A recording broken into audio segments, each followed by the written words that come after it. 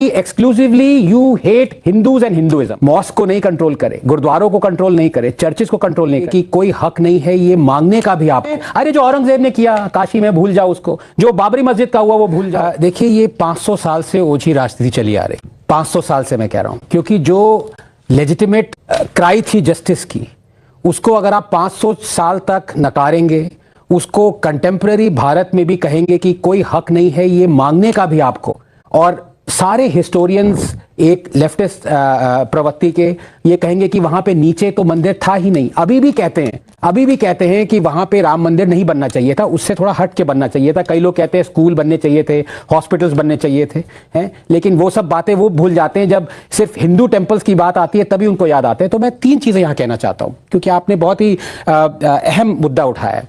ये बीजेपी की बात तो है ही नहीं। यस, बीजेपी फोर फ्रंट पे थी राम मंदिर बनाने के लिए, लेकिन उससे बहुत पहले सुधांशु जी भी मानेंगे कि बहुत सारे ऐसे लोग आए गए। 1800 की भी लड़ाई थी जहां पे 5 निहंग सबसे पहले अंदर घुसे राम मंदिर बनाने के लिए, सिख घुसे नवंबर 1858। जी बिल्कुल। तो ये किसी एक पार्टी की बात है ही नहीं, ये बात होनी चाहिए थी देश की, ये बात होनी चाहिए थी हिंदू मुस्लिम सिख ईसाई सबकी। मैं ये क्यों कह रहा हूं, मैं ये 3 चीजों से कह रहा हूं। कई लोग अभी भी कह रहे हैं, और मुझे थोड़ा सा एक टाइप दीजिएगा, कि बीजेपी इस पूरे उस पे इन्होंने अप्रोप्रिएट कर लिया है, स्टेट क्यों स्पेंड कर रहा है, सेकुलर स्टेट। पहले तो मैं बता दूं कि हमारा देश सेकुलर है ही नहीं, क्योंकि जो स्टेट 1 लाख से ज्यादा मंदिर को कंट्रोल करे एक्सक्लूसिवली, मॉस्क को नहीं कंट्रोल करे, गुरुद्वारों को कंट्रोल नहीं करे, चर्चिस को कंट्रोल नहीं करे, हिंदू के टेंपल, उनके लैंड, उनकी प्रॉपर्टी से लाखों करोड़ों रुपया 70 साल से ले, वो अगर उसका एक फ्रैक्शन राम मंदिर पे स्पेंड करे, तो ये तो मैं कह रहा हूं बहुत कम स्पेंड कर रहा है। तो सबसे पहले बात ये आर्गुमेंट चली जाती है खिड़की के बाहर कि आप सेकुलर स्टेट हैं, आप क्यों स्पेंड कर रहे हैं, नंबर 1। नंबर 2, ये सबसे अहम मुद्दा है, क्योंकि लोग कहते हैं उसके नीचे, लेफ्टिस्ट कहते हैं कि उसके नीचे राम मंदिर या मंदिर था ही नहीं।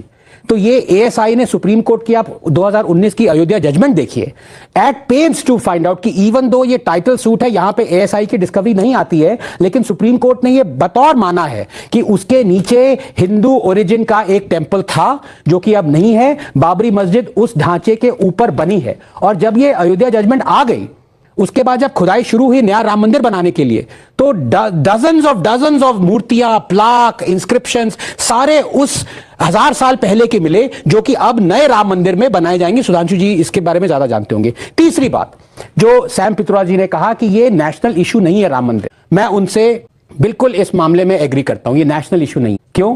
क्योंकि ये सिविलाइजेशनल इशू है। ये सिर्फ भारत तक सीमित नहीं है, ये सिर्फ जो आस्था में विश्वास करते हैं उनके लिए सीमित नहीं है। मैं एक डार्विनियन एथिस्ट हूं, आशुतोष एक लेफ्टिस्ट एथिस्ट है। जो भी हो, आस्था भले ही ना हो, लेकिन ये एक इशू ऐसा है कि हमारे एंसेस्टर्स के अगेंस्ट हिस्टोरिकल इनजस्टिस किया गया, और जिन लोगों ने कहा कि इसको भूल जाओ इस इनजस्टिस को, वो पूरे दुनिया भर में कहते हैं कि कभी भूलना मत हिस्टोरिकल इनजस्टिस, एबोरिजिनल्स के हिस्टोरिकल इनजस्टिस को मत भूलना, जो चर्चिल ने तुम्हारे अगेंस्ट किया वो मत भूलना, किंग लियोपोल्ड के स्टैच्यूज को गिराना, इलीगली गिराना। ये वही लोग हैं जो यहां पे कहते हैं अरे जो औरंगजेब ने किया काशी में भूल जाओ उसको, जो बाबरी मस्जिद का हुआ वो भूल जाओ, जो सारे टीपू ने किया वो भूल जाओ। तो ये क्या दिखाता है? ये दिखाता है कि exclusively you hate Hindus and Hinduism. तो अब ये 3 पॉइंट्स जो मैंने आपके सामने रखे, ये एकदम क्लियर फैक्चुअली बताते हैं कि ये आस्था का सवाल नहीं है, ये हमारी सिविलाइजेशन का सवाल है। और हम पे दुनिया क्या, हम खुद शर्मसार हो जाते हैं अगर हम ये राम मंदिर हमारे टाइम में नहीं बनता।